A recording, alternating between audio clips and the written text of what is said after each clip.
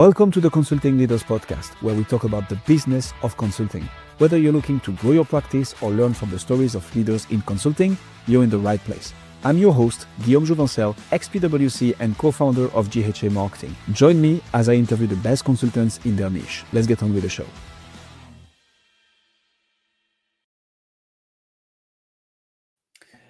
Michael, welcome to Consulting Leaders. Happy to have you. I'm thrilled to be here. Thank you, Guillaume. Much appreciated. Let's have some fun whilst learning stuff. Absolutely.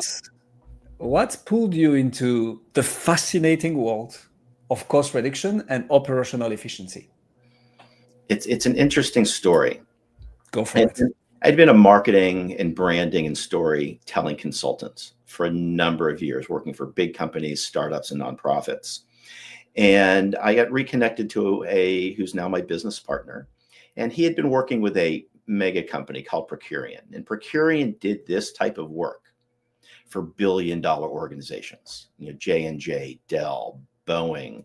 These are behemoths who one would think have unlimited resources to focus on the type of work that we do, essential business services. What Procurian learned is that even though they may have the largest, most experienced, financial teams, they lacked the knowledge, the data, and the expertise to focus on these essential business services.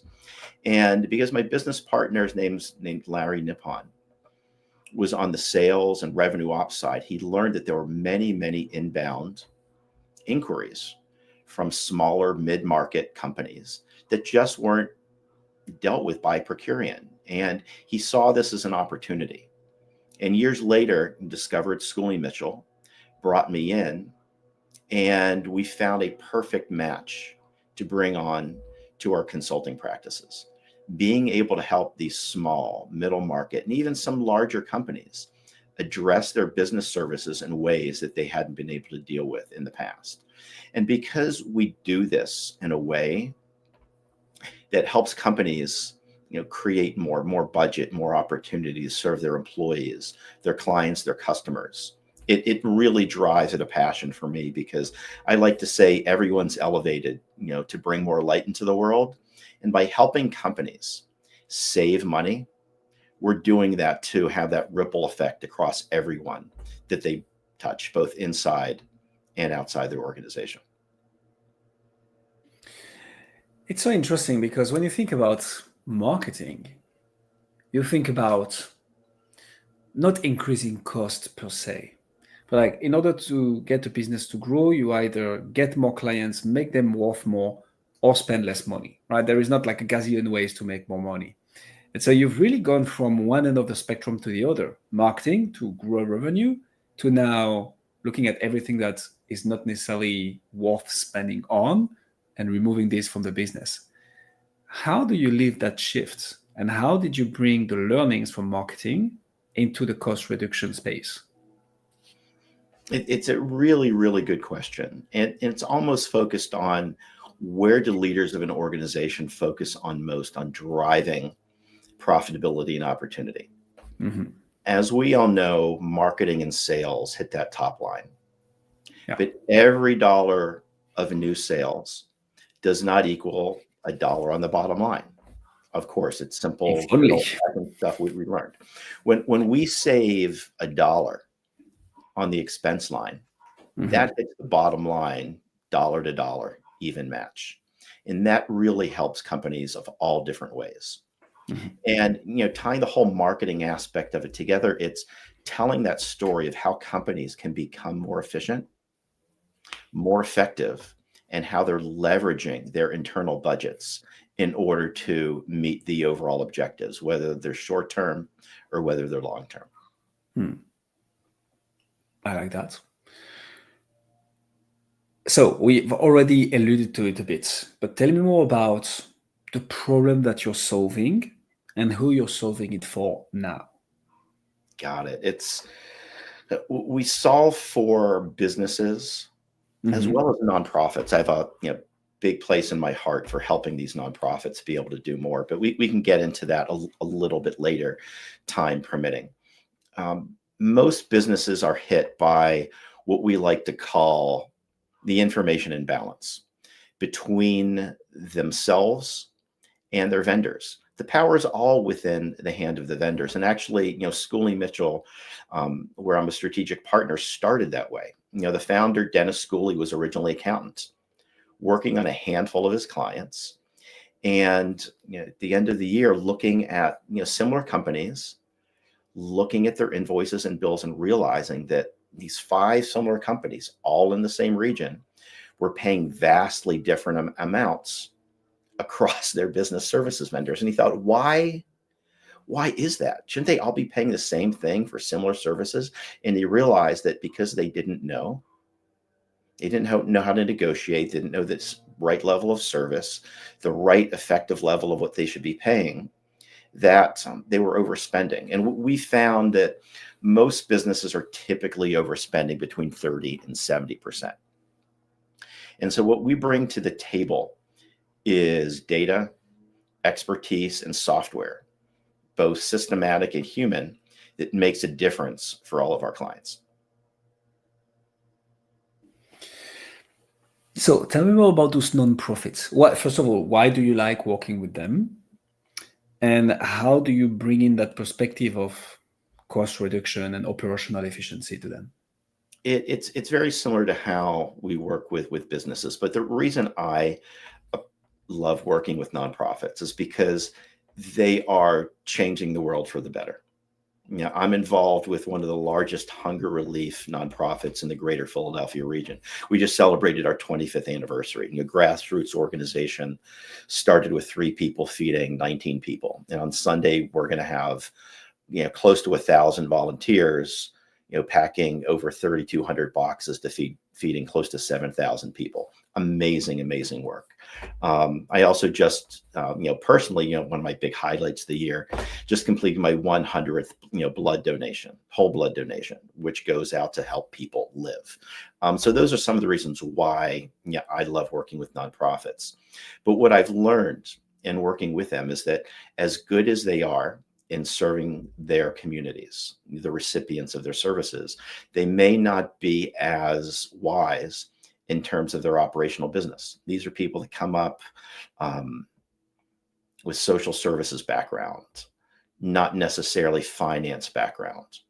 And they, like our business clients, are overspending, whether it's for the dumpsters that are taking out the trash, whether it's for their phone, whether it's for their internet. Many nonprofits accept donations via credit card, so they're paying excessive amounts for credit cards. Just an aside, one of the large nonprofits we're working with right now, they're about an $80 million organization. They accept credit cards 5 different ways. And in one of those different ways, Guillaume, they're paying more than 4% for every dollar that comes in. We're analyzing their work right now and working our best to try and make that more efficient and lower that cost. So for every dollar donated, more goes to the recipients of the disease that they're trying to cure. So you just mentioned an $80 million organization. When it comes to the business side of things, who's your ICP? The reason I'm asking is I can only imagine it's worth looking at reducing your costs once you hit a certain size. So what's the playground you guys play in, and where do you see your services having the most impact for what type of companies / structural size? Again, another great question. This is why you're really good at doing what you do. You ask amazing questions, so thank you. And you painted the picture really well. We're in a really big playground. Mm-hmm. And the problem is what, piece of playground equipment do you want to have the most fun in? You know what? Are we in the sandbox? Are we on the swings? Are we in the slide? Are we in the merry-go-round? All of them need our services. Mm-hmm. And where I try and simplify it when speaking with individuals like yourself or folks who are introduction referral partners is those businesses that either make things, manufacturers, mm-hmm. Companies that distribute things directly to individuals or to other businesses, B2B distributors, retailers, Yeah. professional services organizations, those that have multiple locations, those that are shipping things, taking payments, providing uniforms. Those are ones that make the most sense. Where our particular business and consultancy likes to focus, I would like to say on the low end, $10 million in revenue, all the way upwards of 500 million. We like working with private companies because we firmly believe that the decision making is much easier than working with public entities. And those where the owners really, really care about saving money for themselves, their families, and their employees. We just, we're working with a multi-location restaurant group right now. And we got introduced to the owner. He's like, why wouldn't I want to save money? It's one of the most important things I did. And we got then passed down to another member of the organization who really didn't think it was worth his time to focus on us. Then went back up to the CEO, got us passed down to the CFO, and now we're working on a really, really interesting part of their business that they struggled with over time, dealing with some of their telecommunication and internet services across all of their different locations. So it's got to be in the mind of those where the dollars make the most sense, because the business services we focus on aren't the most important thing that typically businesses focus on. If the P&L is 35, if within a P&L, expenses are rounded up to 35%, we may only focus on between 10 and 20% of that slice, and only in a limited amount of categories, and those that are typically smaller. But the dollars we focus on can add up significantly depending upon the business.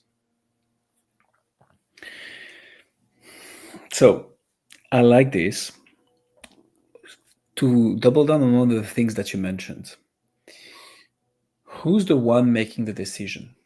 Because so you mentioned the owners, obviously, who are the ones who eventually, the ones you want to work with, at least caring about saving money for themselves, their families, their employees. But then you just mentioned the CFO. I can only imagine that the one who's the most concerned with the spendings after the CEO would be the CFO. Is that who you try to get into a room with, or are there other stakeholders involved in the decision? Like, how does it work? And it really depends upon the business, but you're absolutely right. Yeah. It's the president, the owner, the CEO, and more often than not, they'll pass us down to the representative in their organization that handles the money. Bigger organizations will have a CFO. Sometimes it's head of finance. Sometimes it's a COO or head of ops, depending upon the organization. And that's where the majority of the time our agreements are being signed. It's within that CFO type of office. Sometimes it's a controller. And what we found most successful in order to have the optimal engagements is getting the entire team on the same page. Why are we engaging Schooley Mitchell to do this? Why are we bringing Michael or his partner Larry in to do this kind of work? Is because we want to find out really what we don't know. Are we overspending? And if so, what are our options for spending less? And do they make sense for us? And we put all that control in the hands of our clients. And sometimes the highest savings option isn't ideal for an organization. Sometimes it's sticking with the same vendor and just renegotiating a better cost because we have the data. We like to say that 80% of the time, we're able to find additional savings with the incumbent vendor. And that's pretty exciting. It's also kind of scary at the same time when we talked about that data imbalance just a few moments ago. So it's so funny because we work with one company that is in the cost reduction space as well in the UK. And the messaging is always fascinating for this industry. Like, how do you, Michael, position your messaging, branding, marketing to tell a company or a nonprofit, look, you're spending too much money, hire me, so spend more money so that you can spend less money? How do you market? How do you brand? And how do you make sure that people have the right level of problem awareness, solution awareness, but then also decide to consider hiring someone like you? Well, one thing is a little bit different than the way you described it, and maybe that's that partner you're working with, is that they're not paying us anything up front Mhm. to do the work. We work exclusively on what I like to call a delivery model, meaning if we don't deliver options for savings, and if you don't select one of those options, this is how much you're paying us. You're paying us zero. I have to do that because I know some people are going to be listening, like I did on Spotify this morning, working out, listening to some of your other podcasts. People watching it, that's the big goose egg in my hands right now. But from a storytelling perspective, we want to Mhm. get into the minds of the business owner. What's keeping you up at night? Wouldn't you like to know if money is leaking down the drain Mhm. of your business? Because we know most businesses are overspending. What could Yeah. you do with that additional budget? Put it in your Mhm. pocket, give your employees a raise, increase more hours, take on that initiative, bring on new product lines, open another office, create new strategic partnerships, get yourself ready to sell in a meaningful way. So Mhm. that's how we address it. We've got so many success stories across so many different industries that they speak for themselves. Mhm. Savings of, a small amount to significant amounts. It really doesn't matter. It's bringing us on in order to do that work, in order to expose potential opportunities. Mhm. And that's how we do that, primarily through conversation, primarily through testimonials. We get most of our business through other consultants like yourself that say, what additional value can we bring on to our current clients that costs them nothing, so we could do more for our own level of expertise? Mhm. That is a pretty solid business model. So I'm not saying that our client does it like this. I wanted to play the devil's advocate and see what he will answer. But that does make a lot of sense. And what I like is that this is such a no-brainer as a business owner when you get an offer like this. Given you have the time and the person is credible, right? Obviously, you don't want to just waste time, especially as a business owner. But back to the targeting those slightly bigger companies, like the ones making a few millions at least, if not tens of millions, this is where it makes the most sense because also you, as a cost efficiency and cost reduction consultant, you're going to come in, and if you want to get paid properly for your time, the savings needs to be significant. So all this gets together pretty nicely. So testimonials, referral partners. Tell me more about that. How do you develop a network of referral partners? How do you nurture them? How do you keep them active, engaged? How do you reactivate? Do you have like some strategies that you can share with us? We do, and we've learned a lot of lessons along the way. I originally thought in this business that bringing on referral partners would be like channel partners when I worked for other software manufacturer distribution companies, where we fed them a lot of information. Here's how we work. Here's what we do. Here's all the information that you need in order to, sell us for someone that has hazardous waste. Here's someone that, you know, needs us if they're taking recycling or having uniforms. Here's how credit card processing works. And we'd have monthly meetings and get people together and have Zooms and private information. Boom. Too much information. People were drinking from the fire hose. And we got very, very little traction that way. We've simplified it.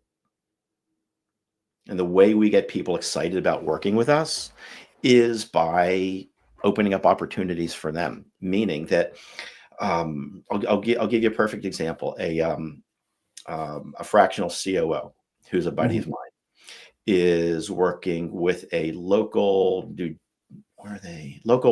manufacturer of hardware equipment that goes into retail stores, having problems with their pricing, their sales, their marketing, branding, competing against international manufacturers. And he Yeah. wanted to come up with a pretty big project, but guess what? They couldn't pay for it. Didn't have the money for it. What do you do Right. then? So he introduced them to us. I'd like you, Guillaume, CEO of this manufacturer, have a 20-minute meeting with Michael. This is so Michael does simple. wonders for businesses like yours, and I think it'll be a meaningful conversation. Guess what? We saved the company close to $200K a year.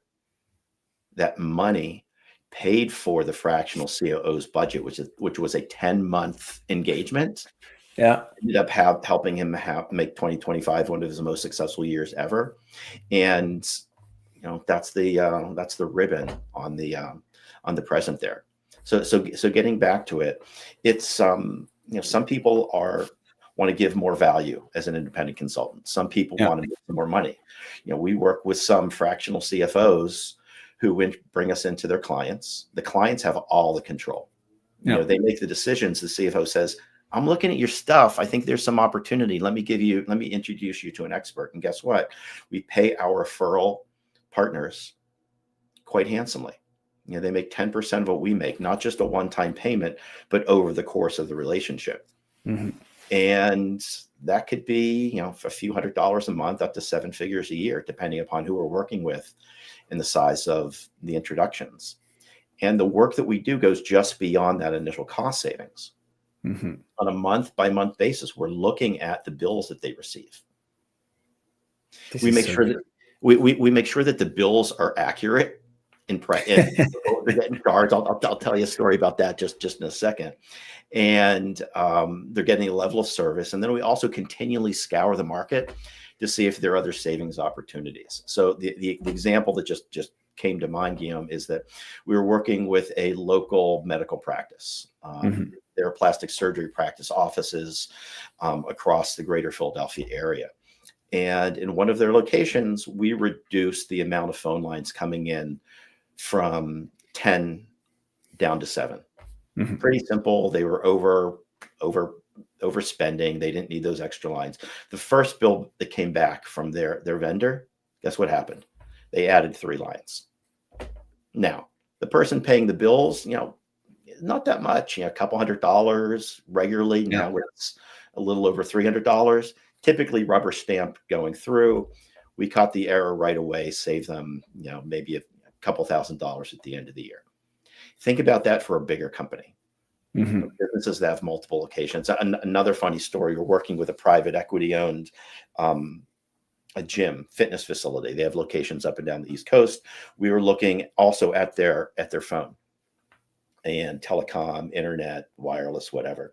Yeah. We realized that they were still spending money to one of the largest phone carriers in the United States for locations that had been closed for more than 12 months. Nice. Just dumb stuff that people don't think about. And that's why we come in and I shouldn't call it dumb, but it becomes painful from my perspective that why would they be spending that kind of money when they could be giving their hourly workers another nickel, quarter, dollar, multiple dollars end of year bonus. Yeah. Or even some new towels. You know what I mean?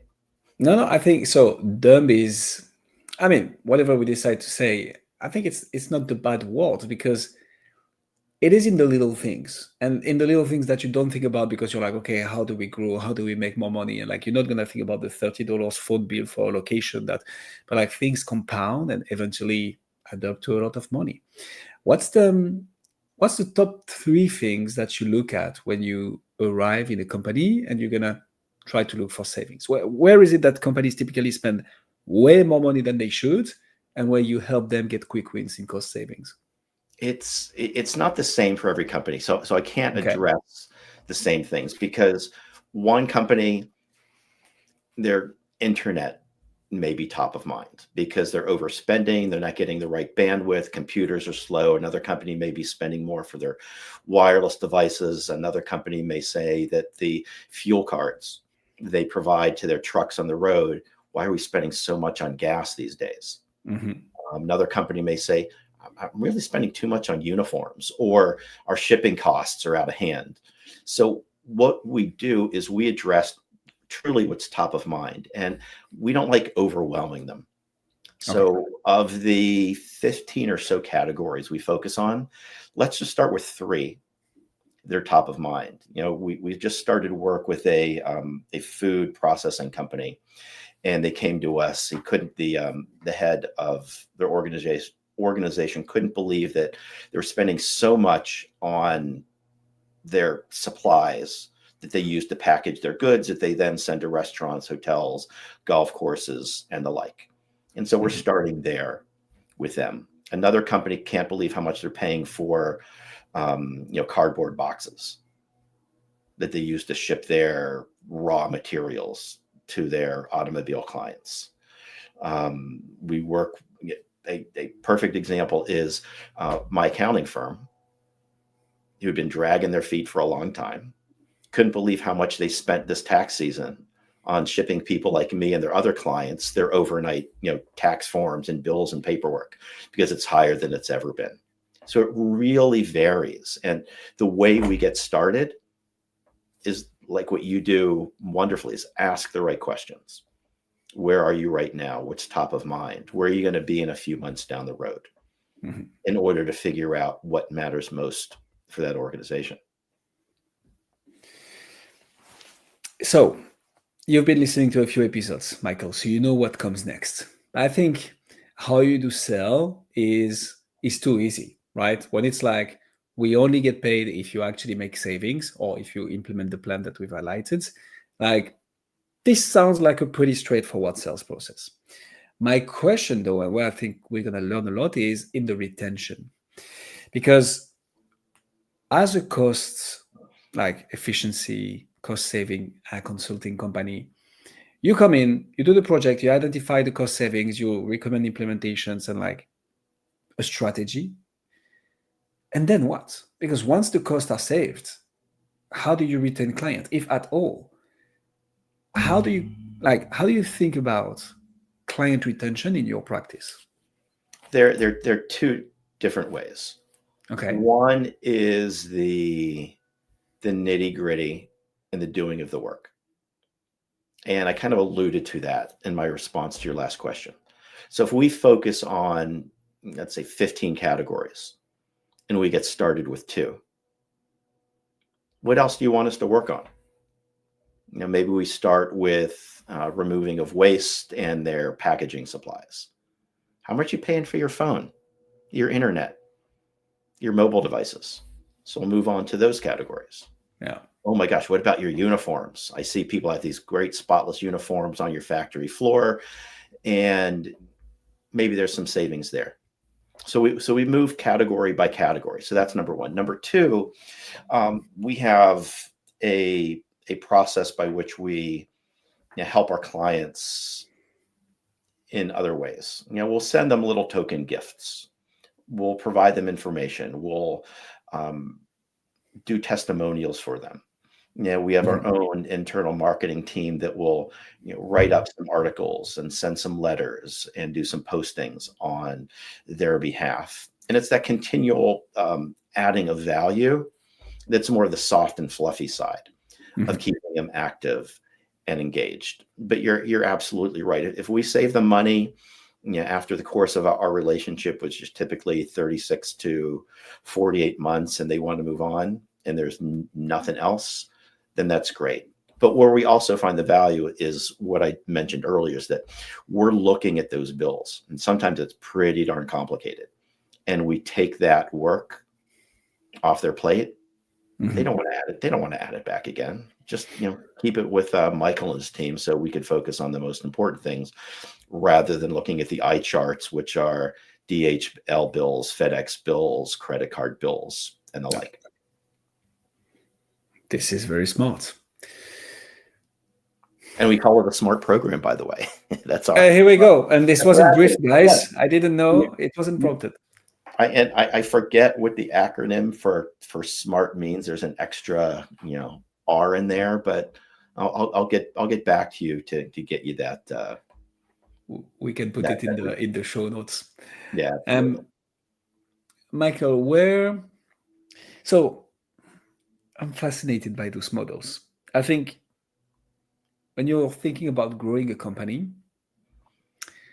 you need to unlock demand, and then you need to unlock delivery.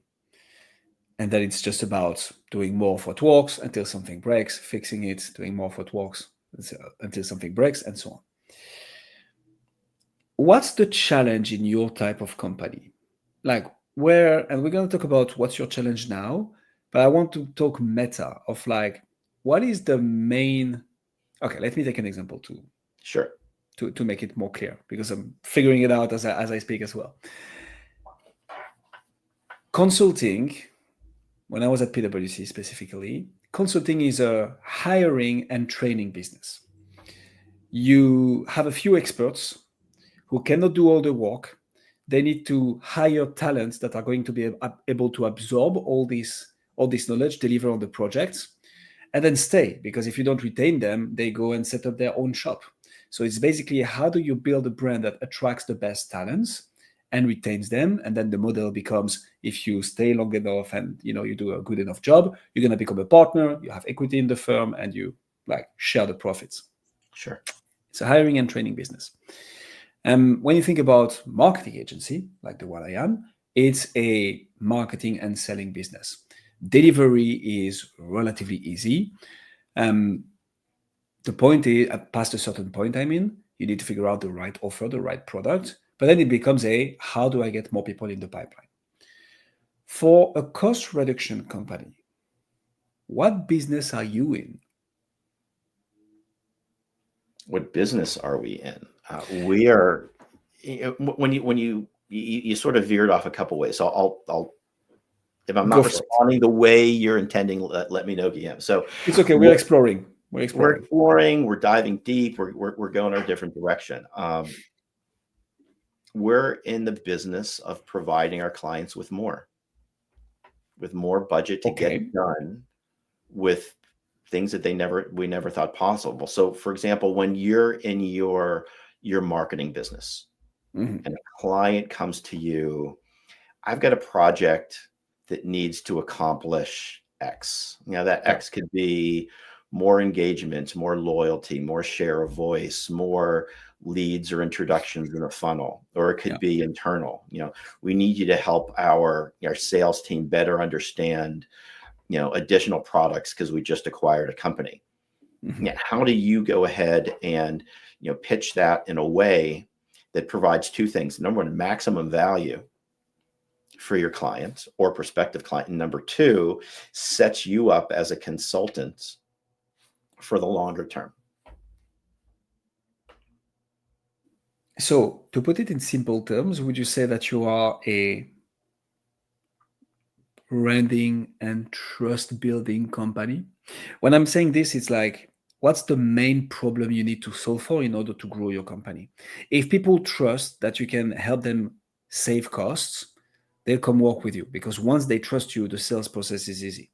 And delivering on that is taking what you've done for other companies in the same industry, comparing to what they are doing right now, doing a little bit more research and saying, here is your strategy, here is how you save costs. So is it about building trust at scale so more people, more non-profits, more businesses come to you and be like, Michael, help me save money? Would you say that's it? I think that's in it distilled down. Absolutely. Because there does come a degree of this sounds too good to be true. What's the catch? All right. What were you really trying to do? How much is this really going to cost me? So by having worked with 34,000 clients, lots and lots of testimonials, having worked, savings in excess of $1 billion at this point, having those thud factors in terms of here's what we've done and why. That's really that fear, uncertainty, doubt that we have to overcome in order to make things happen for us. And the other aspect of it is from the decision makers, the CEO, the president, the owner. And this is something I pulled from one of the coaches that I've worked with, is that everyone is governed by judgments, ego, and fear. And understanding which one of those innate survival mechanisms we all run by is governing their company decision, that helps us in terms of our overall, let's get across the finish line to get started doing this kind of work. Because if a person is, worried that, let's say a CFO, Mhm. oh my gosh, I should have been doing this all along myself. Or their IT guy comes back and says, I'm not going to give you this information because, oh my gosh, I should have been doing this analysis myself. How do we pull everybody in That's interesting. to make him or her become a hero for the organization? And Mhm. they're a hero in one of two ways. One, we help them save money. We help them find those opportunities. Or number two, guess what? They've already been doing a kick butt job. There's no room for savings. They're optimized. Give them a high five Yeah. because they've optimized their procurement and their vendor spend. And guess what? We just confirmed it through that independent third-party resource, which is what we do. So a branding and stakeholder management business, because you're right. When you come in a company and say, look, this is how much money you're going to save, and by way of consequence, this is how much money you could have not been spending for the last XYZ year, people who are responsible for that budget might be like, that's quite fantastic. Michael, I love this a lot. Actually, one last question. Sure, go ahead. So that's the business you're in. What's your main challenge right now? What is the thing that you're working on that will unlock the next level of growth? What would that be for you? Oh my goodness. It's another really interesting question. One I haven't thought about in depth, but I'll work on it on the fly with you right now. Go for it. Right. I mean, right now is the hardest thing about our business is getting in front of the decision makers, getting our referral partners to make those introductions for us, giving them the confidence that we're going to deliver, to make sure that that human capital, their own personal IP, is going forward and saying, work with Michael, for cost savings, work with GSA for marketing or for podcasting, is going to make a difference in their organization. So I'd say that's number one. And then number two is just finding the time and the resources for me to do as much as possible. Mm-hmm.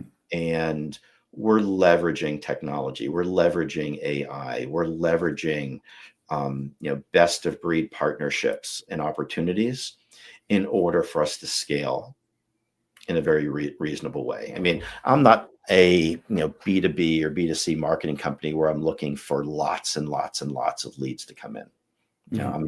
I'll share between us. I'm writing a book that I hope to soon finish. It's called Leads Suck, Introductions Matter.